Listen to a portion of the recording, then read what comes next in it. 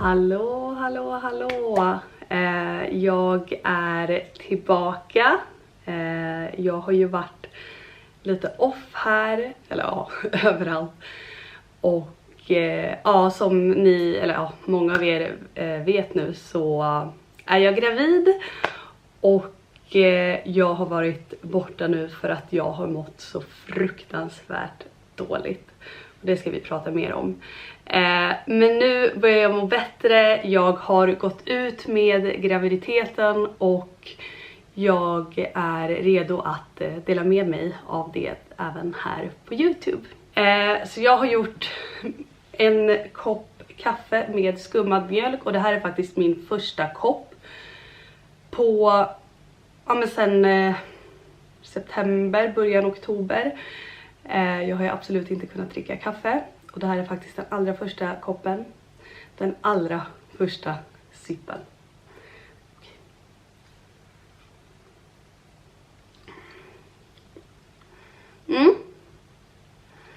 Det smakar gott, det är absolut inte samma känsla som innan när man verkligen har så här längtat efter kaffe och bara men jag tänkte säga jag ska prova att dricka kaffe idag, för jag har verkligen saknat det. Men okej. Alltså jag vet inte vart ska vi börja. Vi backar bandet till min video som jag gjorde i september, måste det ha varit, där jag berättade att vi hade varit på så här startup meeting på vår fertilitetsklinik, där vi har gått båda gångerna innan vi har blivit med barn. Och vi var tillbaka där, och som ni kan ju titta på den videon om ni inte har sett den, men vi liksom la upp en plan för hur vi skulle gå vidare och sådär. Och sen så har ju jag inte pratat mer om det, för helt sjukt, men precis därefter det så blev jag gravid på allra första hormonbehandlingen. Alltså det var inte en chock, för jag var ju ändå liksom, alltså sen jag blev gravid första gången med Nikola så har jag har litat på min kropp. Alltså allt det som hände innan Nikola är liksom en grej, och sen så det som hände efter Nikola har varit så här. Jag litar på min kropp, jag vet att jag kan bli gravid, jag behöver bara lite hjälp. Så jag hade ändå liksom tro. Men såklart att man absolut inte förväntar sig att det ska gå på första liksom försöket där på kliniken. Och det är alltså inte IVF vi har gjort. Jag har aldrig blivit gravid med hjälp av IVF. Vi gjorde IVF-behandlingar innan jag blev gravid med Nikola, men jag blev gravid innan.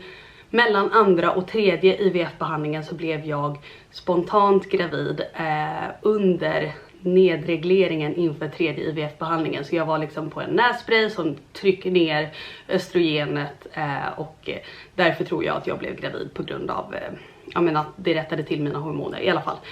Det behöver vi inte gå in på nu, men andra gången med Danilo så gjorde vi ju då också en variant med ägglossningsstimulerande ägglossningsspruta och sen vaginala progesterontabletter, och det har vi gjort den här gången också. Så jag tänker så här, jag ska backa bandet nu till att vi är på ultraljud, vi får ett go på att säga okej, men vi har en jättefin äggblåsa, eller jag har en jättefin äggblåsa som växer här. Du ska gå hem och ta ägglossningssprutan, ska du ta, imorgon kväll.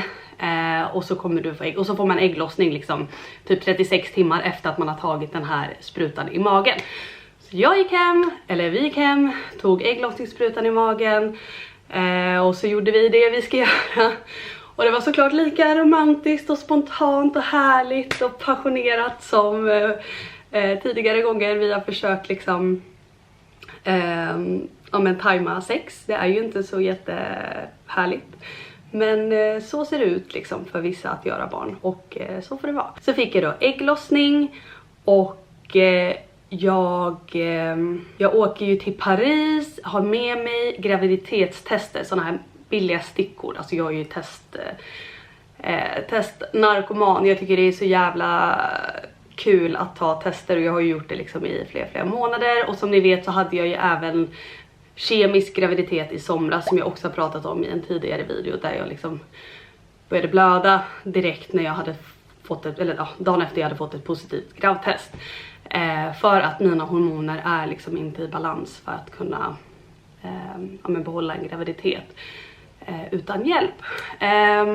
I alla fall, jag åker till Paris, jag tar med mig de här stickorna för att när man tar den här ägglossningssprutan i magen så innehåller den hormonet HCG som även ger utslag på ett graviditetstest. Det är det hormonet liksom som kroppen utsöndrar när man är gravid som ger ett positivt graviditetstest. Och anledningen till varför jag då ville ta med de här testerna var för att jag ville testa ut sprutan. Alltså det skulle vara för tidigt för att se om jag var gravid där och då, för det hade bara gått några dagar liksom efter ägglossning.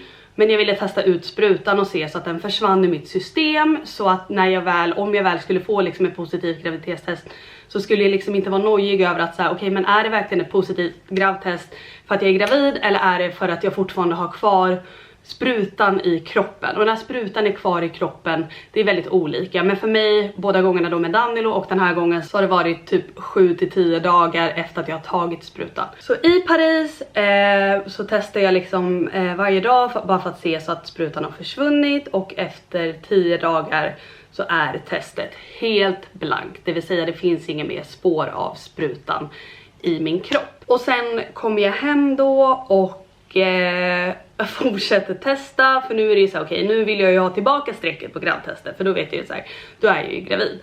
Så jag fortsätter testa hemma och jag tror att det är då 11 dagar efter, alltså bara typ någon dag efter att testet har varit helt blankt, så tycker jag mig se en svag liten skugga på testet.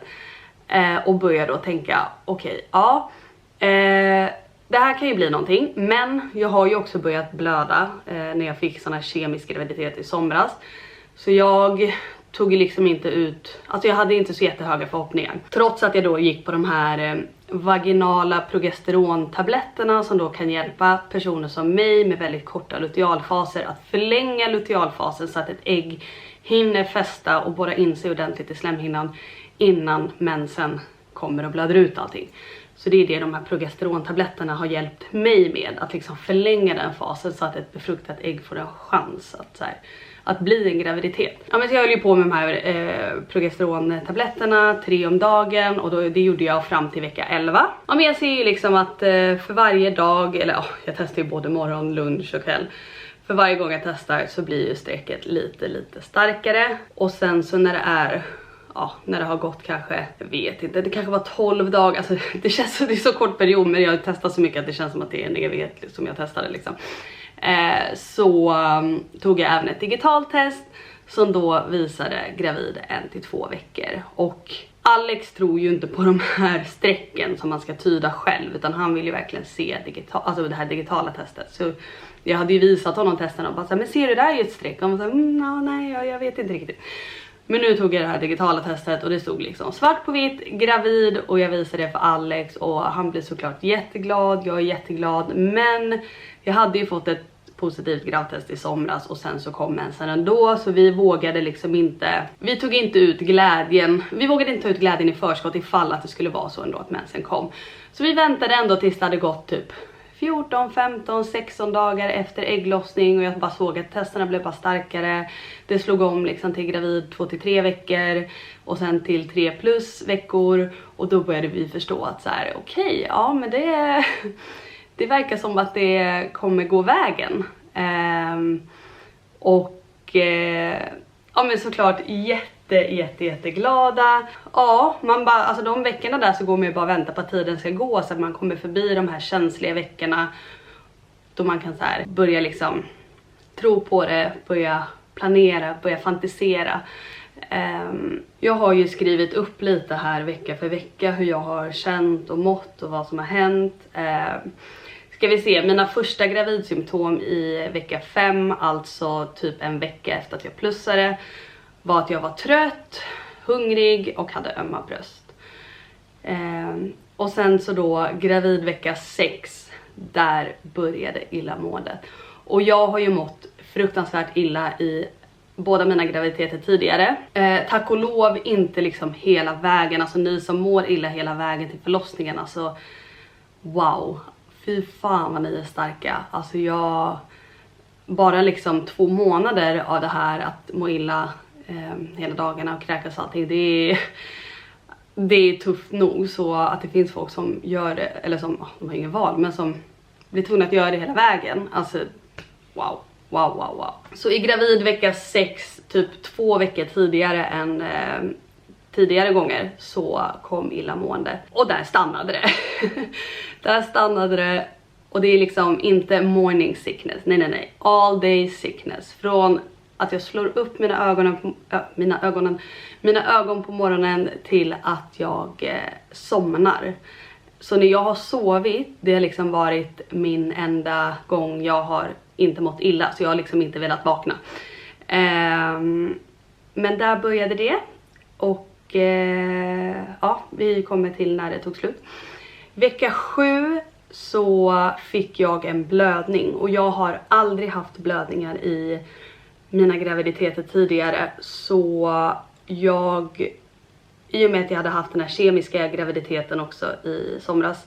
Eller ja, det var ju typ 3 stycken sådana. Men så var jag så här, ja okej, ja men nu är det kört. Jag visste det liksom. Det gick alldeles för lätt. Ja, nu är det kört.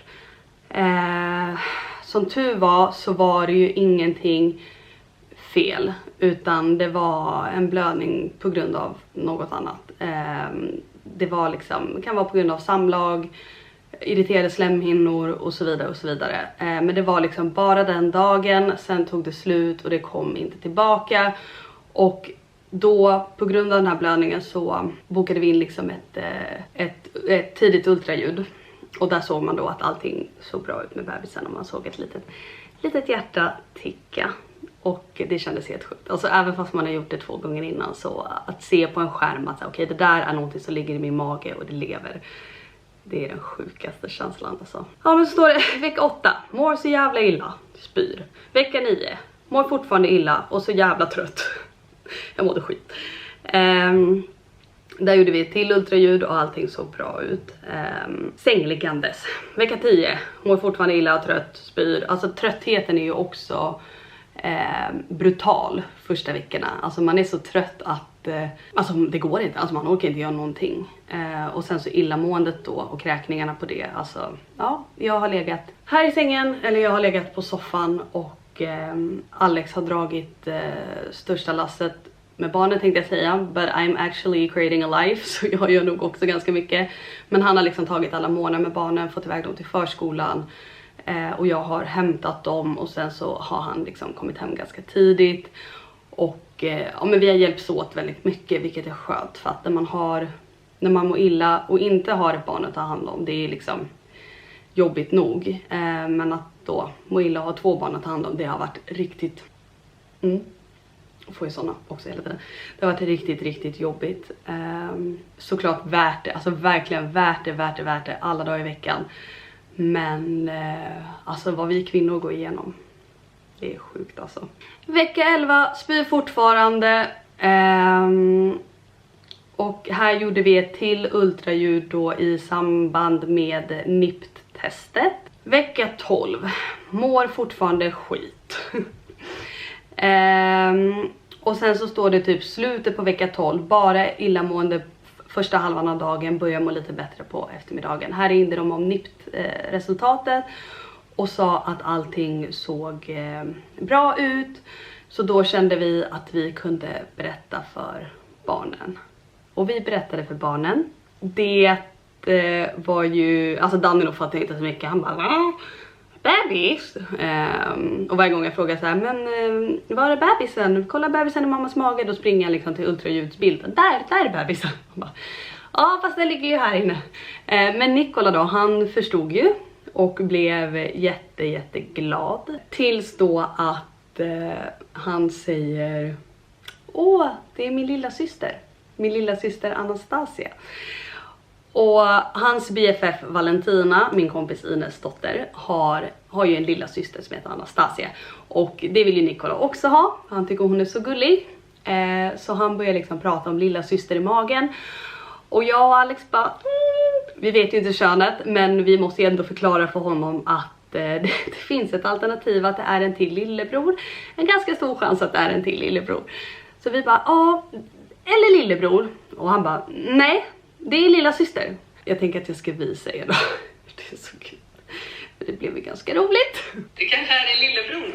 Nej, jag vill ha inte. Ja, nej, man kan inte... Man kan inte välja. Men man måste min lilla syster. Vi kan inte kalla det för lillebror. Hålla.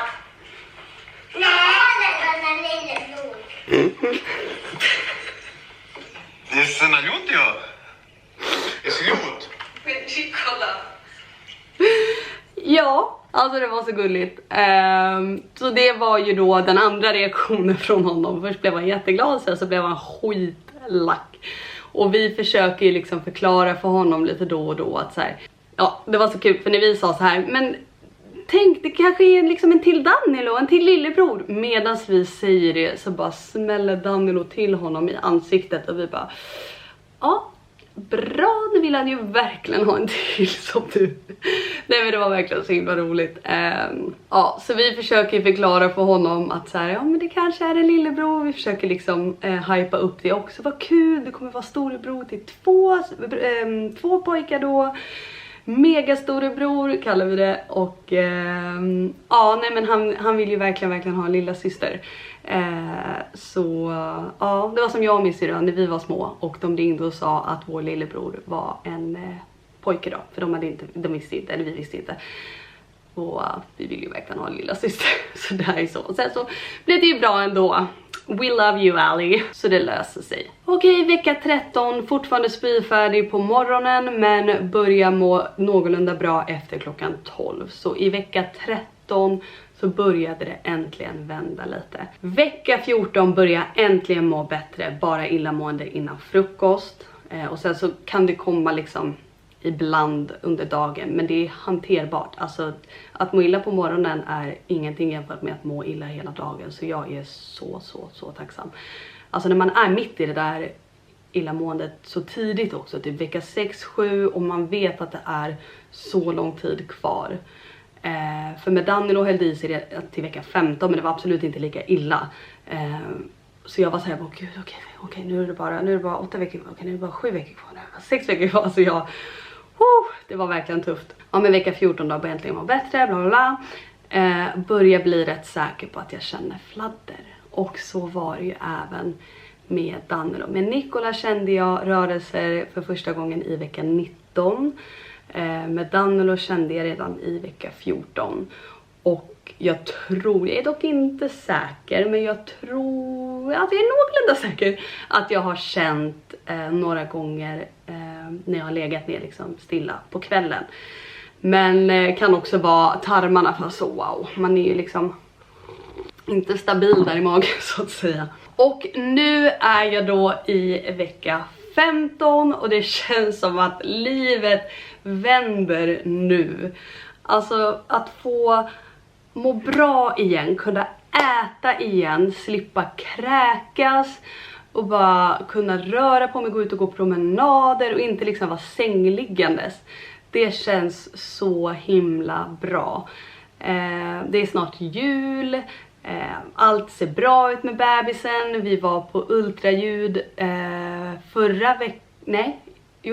Nej, det var ju den här veckan. Det här kommer läggas upp på söndags. Och vi var ju då på ett ultraljud i måndags. Så det var ju då jag gick ut med graviditeten. Då vi igen då kunde få se en frisk liten gullig krabat som verkligen ser ut typ exakt som Danilo. Som han gjorde på sina ultraljudsbilder. Och känslan jag har fått är ju att det är en till pojke. Alltså jag är nästan helt säker på det. Och det känns såklart jättekul för Nikola och Danilo om det blir en till brorsa.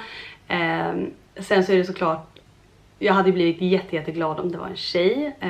För jag har redan 2 pojkar och det är klart att man kanske skulle vilja uppleva båda. Att få ha en dotter, att få bli mormor i framtiden. Men det är ju ingenting man kan bestämma över. Och visar det sig vara en till grabb så är vi såklart jätteglada och jättetacksamma för det. Alltså att vi ska få vårt 3:e barn känns liksom alltså helt otroligt. Det är många som undrar, men ska ni inte ta reda på det? Och så här är det. Alex har ju velat vänta till förlossningen alla gånger. Och han har inte fått det, för jag har bestämt. Och nu säger han att han vill verkligen vänta. Och jag kan verkligen hålla med om att det vore så himla kul att vänta till förlossningen. Det verkar vara så himla häftigt att liksom inte veta vad det är förrän man liksom är där.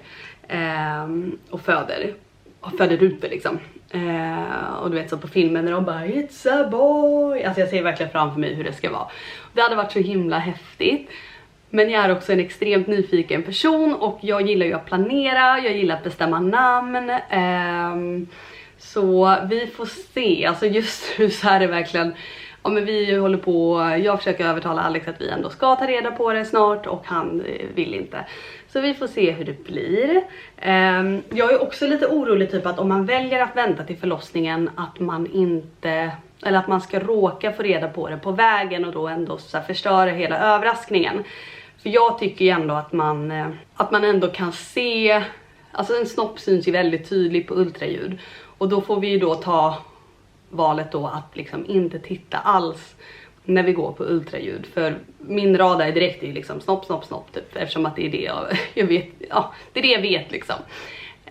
Så då får man ju välja att inte kolla, men det är också jättesvårt för man vill ju jättegärna se sin bebis. Det är ju jättekul att gå på ultraljud och få se liksom en liten hand och en liten näsa och se hur den sprattlar och så här. Så vi får se, alltså just nu är jag 50-50. Kanske ta reda på det, kanske gå hela vägen. Vi har ju faktiskt kuvertet hemma från NIPT-testet. Ja men de ringde liksom och sa att allting såg bra ut. Vill ni veta könet nu på telefon? Och jag sa nej. Och då sa han okej, men då kan du hämta kuvertet liksom. Så hämtade jag det nästa gång jag var hos min barnmorska. Så det kuvertet har vi haft här hemma sen dess i några veckor nu. Och det är väldigt frestande att öppna. Men också så här, i och med att jag känner mig så himla säker på att det är en pojke så, ja, så kan jag nog ändå låta bli. Det känns, jag vet inte. Så svårt. Alltså kan inte ni som har väntat hela vägen bara så här ös mig med roliga, mysiga, spännande berättelser om hur bra det var att vänta till förlossningen. Så jag kanske blir ännu mer peppad på att vänta. Okej, nu börjar den här videon bli jättelång så jag tänker att om ni har något mer ni vill att jag pratar om så kan ni skriva det i kommentarerna så kan vi ta det i nästa video. Det kommer ju bli en hel del uppdateringar här. Men jag tänker i alla fall svara på frågan när jag är beräknad och jag är beräknad 9 juni. Egentligen 11 juni, men för jag vet ju exakt när jag ägglossade och allting eftersom att, ja, ni vet. Men bebisen mäter då så att jag är beräknad 9 juni och det får ju mig också att tro att okej, men då är det en till stor pojke, eller ja, lite större då.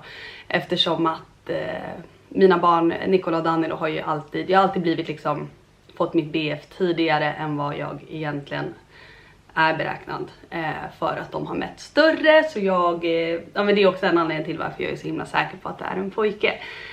Så det är 9 juni jag är beräknad och Nicola är ju född 14 juni. Så det är lite risky där att de kanske får dela födelsedag, men det blir ju kul, skönt för oss i alla fall. Så Nicola kommer ju då fylla 4 när bebisen kommer och Danilo kommer vara 2 år och 3 månader. Så han kommer liksom vara ett halvår äldre än vad Nicola var när Danilo föddes. Så han kommer vara lite äldre. Nicola var ju 1 år och 9 månader när Danilo kom. Så det känns ju som en helt perfekt åldersskillnad. Liksom typ 2 år mellan varje kommer bli intensivt. Men ja, kommer bli så himla härligt. Så ja, det är då jag är beräknad och sen får man se om man går över tiden ännu en gång. Eller om, ja, jag tror inte att jag kommer föda tidigare. Jag kommer garanterat föda i juni i alla fall. Det kommer absolut inte bli en majbebis. Och vi hoppas ju innerligt att vårt nya landställe kommer vara färdigt innan bebisen kommer, för vi kommer ju vilja vara där ute hela sommaren med våra familjer och så. Så jag hoppas att det hinner bli färdigt. Så ja, vi kan ju också köra en liten belly update, för man fick ju mage lite tidigare den här gången. Alltså med Nicola började det synas kanske typ i vecka 17, började jag liksom få liksom en liten bula. Danilo kom det ju lite tidigare, typ 14-15. Den här gången kom det typ 7. Nej men mycket tidigare. Och nu är jag då i vecka 15. Och ja, ni ser ju. Här är det.